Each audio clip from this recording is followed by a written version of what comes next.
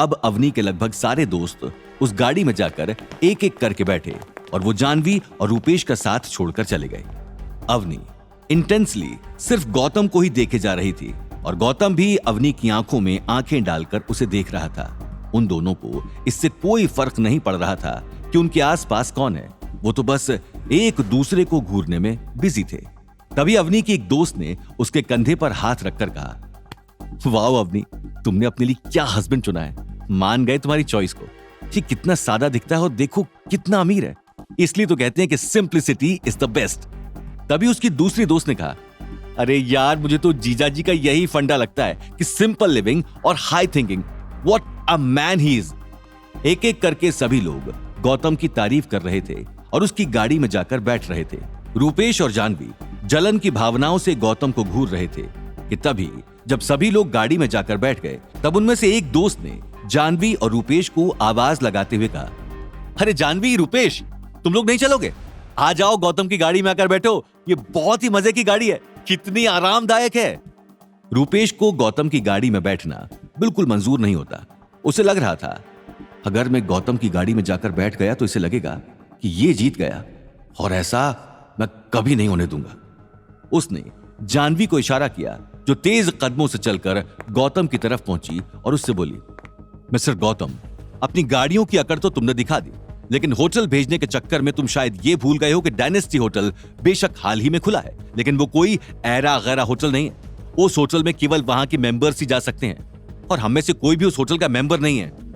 गौतम ने जानवी की ओर देखकर मुस्कुराते हुए कहा, अरे जानवी, चिंता क्यों करती हो? अभी कॉल करके आप सभी को वहां पर मेंबर बना देते हैं और आपकी एंट्री करवा देते हैं।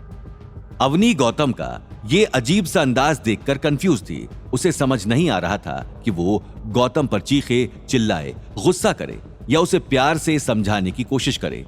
गौतम ने कॉल पर कहा, सुनिए, मैं गौतम अग्रवाल बोल रहा हूँ।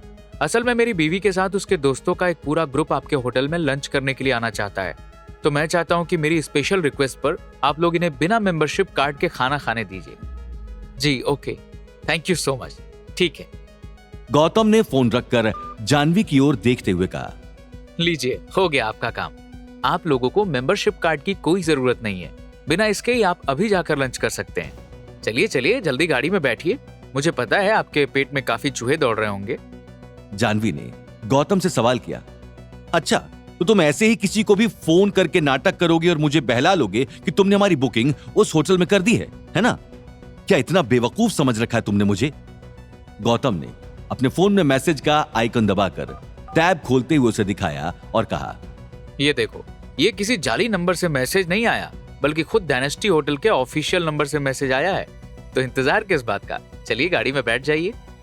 जानवी गौतम के फोन में मैसेज देखकर बहुत एक्साइटेड हो गई और उसने कहा, oh my God mister Gautam, आपने तो सचमुच कमाल कर दिया। मैं तो कभी भी नहीं सोच सकती थी कि हम लोग बिना मेंबरशिप कार्ड के कभी इस होटल में खाना भी खा पाएंगे। You are a genius. ऐसा बोलकर जानवी सीधा गौतम की गाड़ी में जाकर बैठ गई। जानवी को गौतम के साथ बातचीत करता हुआ देखकर अवनी को जलन महसूस हो रही थी, लेकिन वो इस वक्त गौतम से इतनी नाराज थी कि उसने किसी से कुछ नहीं कहा। जानवी को गौतम के साथ नजदीकियां बढ़ाते हुए देखकर और उसका साथ देते हुए देखकर रूपेश को बिट्रेड महसूस हुआ और उसने तुरंत जानवी की कंपनी के सीईओ को कॉल करके कहा, मैं चाहता हूं कि मिस जानवी मिश्रा, जो आपके यहां पर सॉफ्टवेयर डेवलपर के तौर पर काम करती हैं, उसे जल्द से जल्द उसकी नौकरी से निकाल दिया जाए। आगे की कहानी जानने के लिए देखिए अगला एपिसोड सिर्फ पॉकेट एफएम के यूट्यूब चैनल पर और रॉयल वारिस के सारे एपिसोड्स को सुनने के लिए डिस्क्रिप्शन में दी लिंक से डाउनलोड करें पॉकेट एफएम ऐप।